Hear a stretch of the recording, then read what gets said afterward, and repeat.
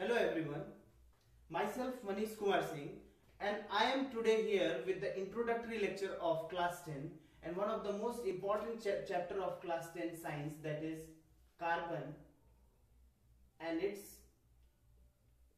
compounds. One of the most important fact about carbon is that this element, that is carbon, it is able to form a wide range of compounds. It is able to form a wide range of compounds, and these compounds are known by the name of organic compounds or hydrocarbons. They are either called organic compounds or they are called hydrocarbons. Now the question which arises in our mind is that why they are called organic compounds and why they are called hydrocarbons. There must be some reason why they are called as organic compounds. So let us explore why they are called so. See, I am writing some examples of compounds which are extensively found in the living body, like carbohydrates,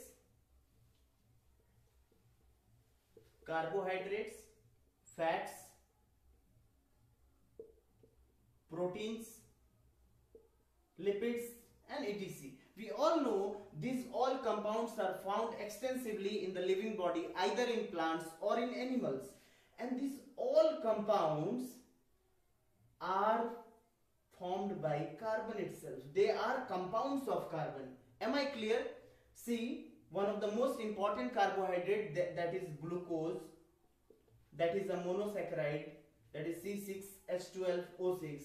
Some polysaccharides are also there, some disaccharides like cellulose, some complex carbohydrates are there, fats, proteins, but one of the thing is common about all of these. What is this? They are all compounds of carbon. And where these all compounds are found, see, they are found in living organisms. I hope it is now clear to all of you that why they are called organic compounds. Those compounds which are present in the living organisms, they are known by the name of organic compounds. This is just a fact, this is just a theory, but we should understand that why they are called organic compounds. What is the logic behind calling them organic compounds? Now let us see why they are called hydrocarbons. Let us take some of the examples of organic compounds and make it more clear. See, one of the hydrocarbons, simplest hydrocarbon, that we also call it as alkane. It comes under the category of alkane and its name is called methane. Or we take ethane. We take C2H5OH, which belongs to the category of alcohols, and it is called ethanol. We will be familiar with all these compounds in the subsequent parts of this chapter, because it is under functional group and all different types of compounds, right? But we see one thing is common here. The main constituent elements of these all compounds are carbon and hydrogen. Is it clear to everyone?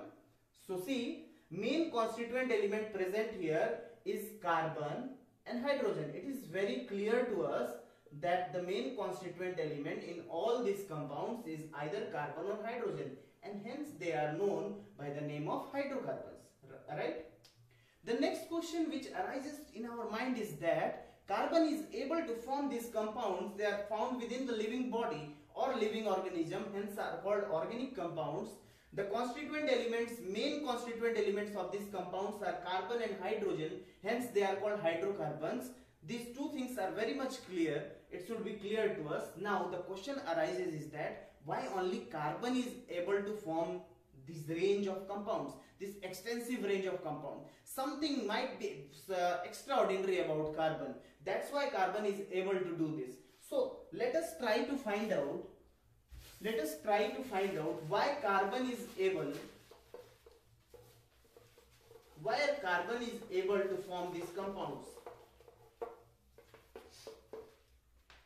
To understand this, we should be clear about some of the concepts from class 9th, that is electronic configuration, simple electronic configuration which you have learned. See, two reasons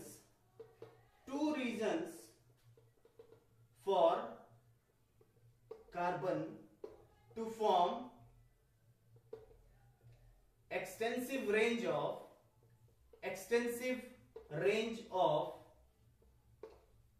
organic compounds. What are these two regions? See, first region is tetravalency. Let us make it more clear. You must be familiar with the word valency. What do you mean by valency? So valency, as we know from class 9th, that valency is the combining capacity of an element. Combining capacity of an element. So this word itself is self-explanatory, that carbon's combining capacity is tetra. Tetra means 4. So carbon can form bonds with 4 other atoms. That may be some other atoms like hydrogen, that may be carbon, right? But the reason why carbon is forming such 4 bonds, why it is not able to form less bonds or more bonds, why carbon is not able to form less or more bonds, let us try to find out. See, carbon, which is having the atomic number 6. So the electronic configuration of the carbon, that is simple one. More complex electronic configuration you will find out in class 11th. So don't worry for it. For now we will take the KLMN configuration, that is 2122. You must be familiar about that, right? So if we write K and L cells, we get 2 electrons in the K cell, 4 electrons in the L cell. It is very clear from this electronic configuration that carbon requires 4 electrons to complete its octet. This octet rule must be clear to you, right? See, I am giving some previous knowledge or previous concept to make it more clear. What is the reason being carbon having the tetravalency and formation of this extensive range of compounds? See, suppose we have Mg2 plus. So we all know that Mg has a valency of 2 and Na plus. It is having higher valency, it is having lower valency. If Mg2 plus combines with chloride ions, it can combine with 2 chloride ions, while Na plus can combine with only a single chloride ion. What is the reason behind it?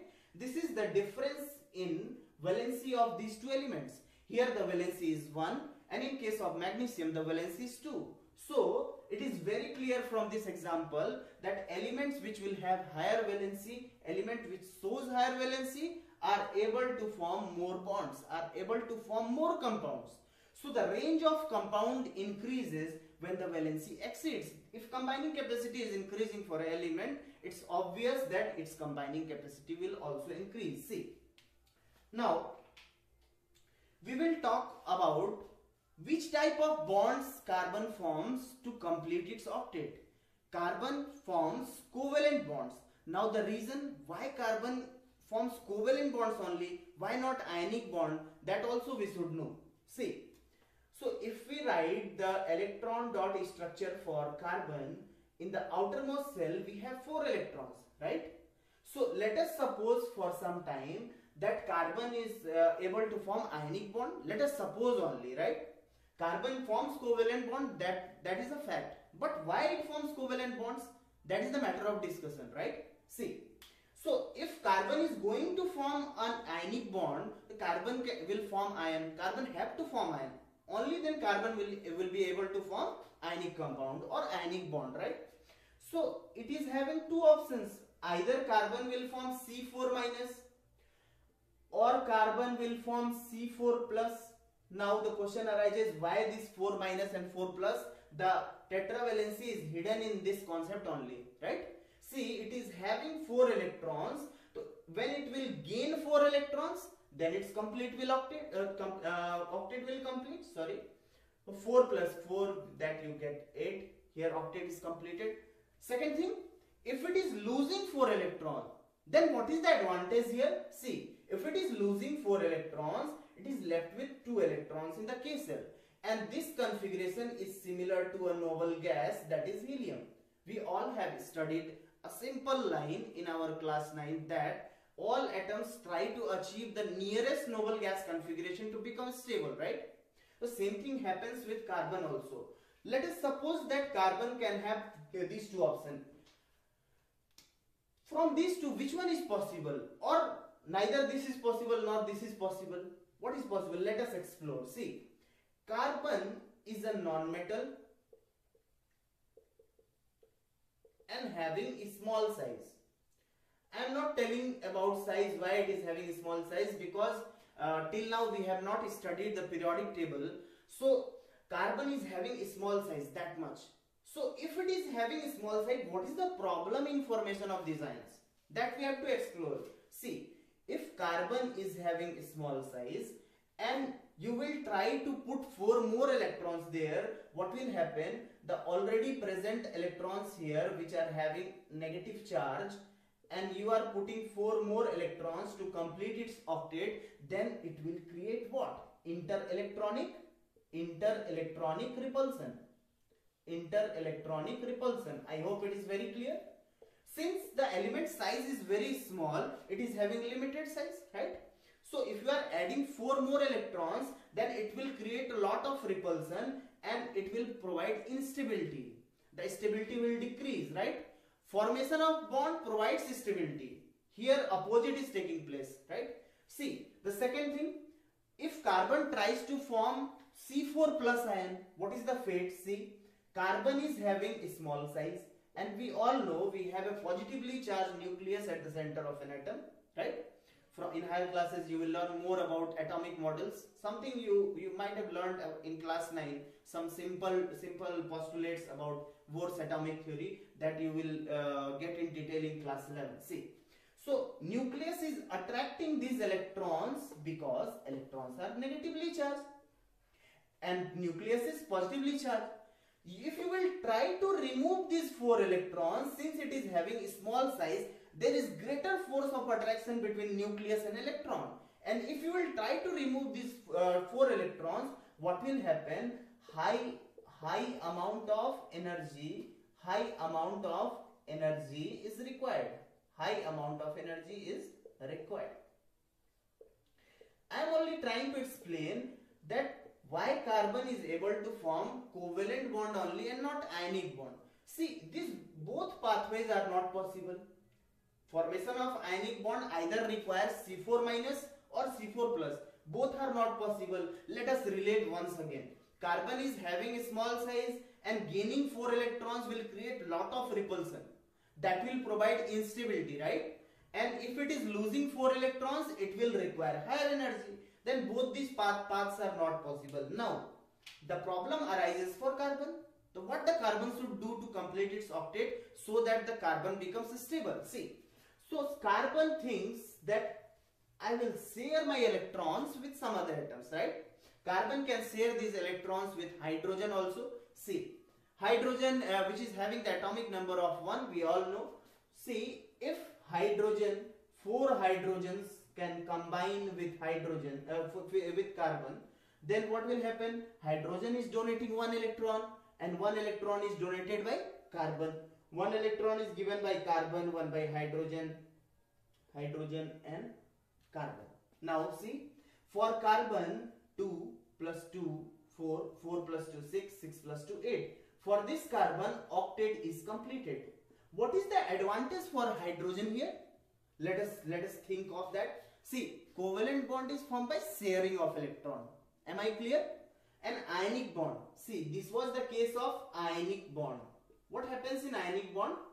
In ionic bond, students, bond is formed by transfer of electrons, complete transfer of electrons. 1 electron is lost by sodium atom to form Na plus. That's a complex process. It first converts to gaseous atom and then only ionization takes place. That you will learn in higher classes itself, right? So when it loses 1 electron, the same electron is gained by chlorine and forms chloride ion, right? The electrostatic attraction between the oppositely charged ions creates an ionic bond here. This is ionic bond. But if the bond is formed by sharing of electron, what do you mean by sharing? You must have learned that if you and your friend shares 10 rupees, then that 20 rupees belongs to both of you. Am I clear to everyone? So if this carbon and hydrogen are donating one electron, then these two electrons belong to both the atoms, right? It is very crystal clear, right? So for this hydrogen, what is the advantage? For the hydrogen, it is having now two electrons with it. So hydrogen shows similarity with one of the noble gas, that is helium. So hydrogen does not want to complete its octet. It's an exception also for the octet rule, that hydrogen wants to complete what? Duplet, right? And carbon is able to form these four bonds, and these four bonds means its octet is completed. Now I think this tetravalency topic, or the tetravalency, which was the reason for formation of carbon, extensive range of compounds formed by carbon, that is more clear to you, right? That's one of the reason. It might be very clear to you. Okay, so let us proceed our discussion, and we will go to the second reason why the carbon is able to form these many compounds. See, the second reason for formation of these many compounds is, what is it? Catenation. Catenation. Now what is it?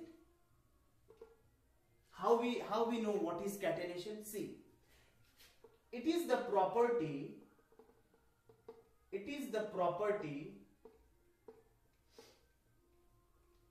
of an atom to form linkage with self atoms. Now linkage with self atoms gives what? Linkage with self atoms give long chains. It can give long chains, right? It can give rings of carbon. Rings are also possible. Different types of rings of 3 carbon, rings of 4 carbon, chain of 5, 6, 7, 8, 9, 10, and we will have a system of nomenclature also that we will study in the subsequent classes, right? So carbon is able to form self-linkage. Carbon forms bonds with carbon atom itself. And what is the main thing here? That carbon not only forms single bond. Carbon can form double or triple bonds also. So see, let us take it. Let us take the feel of catenation for carbon. So see, if we want to link these carbon atoms, 3, 4, 5 carbon atoms, right? So they are linked by single bond, right? How we can clarify the tetravalency here? You must see, carbon cannot form more than 4 bonds. Carbon cannot form less than 4 bonds, including the multiple bond, right? So carbon is this terminal carbon is already forming one of the bonds, so it will form 3 more bonds. This carbon is forming 2 bonds, then it will form 2 more bonds. This form 2 more bonds, this form 2 more bonds, and this terminal carbon will form 3 bonds. Am I clear? So this is one of the case. Second case may be where carbon is linked by single bond also, and somewhere any double bond is present. What's the problem in that, right? For this carbon, 3 valencies are unsatisfied. For this carbon, 2 valencies were unsatisfied. For this carbon, let us think, 1, 2, 3, it is already formed 3 bonds, so one of the valencies is unsatisfied. For this carbon, 2 valencies are unsatisfied, right? In the same way, carbon can form, see, I will change the marker. In this way, carbon can form triple bond also. Here, triple bond is formed, then one of the valency is free, right? Here, already all the valencies are already satisfied by this carbon. For this carbon, 2 valencies are free. For this carbon, 3 valencies are free. So this is the property of catenation, one of the most important thing, and then we will close this introductory lecture for now. Okay, see, carbon not only forms bonds with carbon atom itself, carbon can form bonds with other electronegative atoms also, and here we may have a chain, right? So carbon can form bonds with oxygen also, Carbon can form bonds with nitrogen also. This property provides carbon an elasticity to form a wide range of compound, and these compounds are known by the name of organic compounds. It's very much simple, right? So, branch of chemistry which studies the properties of organic compound, nature of organic compound, reactions of organic compounds, that branch is called as organic chemistry. That we call it as organic chemistry. I said here that it can form long chains, it can form rings also. Why carbon is able to form these long chains, why carbon is having high catenation tendency, that's a matter of discussion, and that you will be more clear in the inorganic part of class 11th. Why the multiple bonding is more stable for carbon, that we will explore in class 11th. Okay, so we have to wait for that, right? Right now we have to get that carbon is having the property of self-linkage, carbon can form long chains, and tetravalency is also clarified here, 4 bonds, 1, 1, 2, 3, 4. So carbon can form rings also. Which type of rings? See, suppose that 6 carbon atoms are joined here. These all are carbon. There's not any problem to identify how many hydrogens must have been attached to the carbon. For this carbon 2 valencies are free, for this carbon 2, for this carbon, the same thing happens for every carbon. Am I clear? So carbon can form rings also, carbon can form long chain also, and most important thing, these long chains can be linked either by carbon single bond carbon, either by carbon double bond carbon, or either by triple bond carbon. So in this introductory lecture, my dear students, we got that carbon can form an extensive range of compounds. They are called organic compounds, and they are studied under a separate branch of chemistry that is called organic chemistry. We got two main reasons why the carbon is able to form these bonds, that is tetravalency and catenation.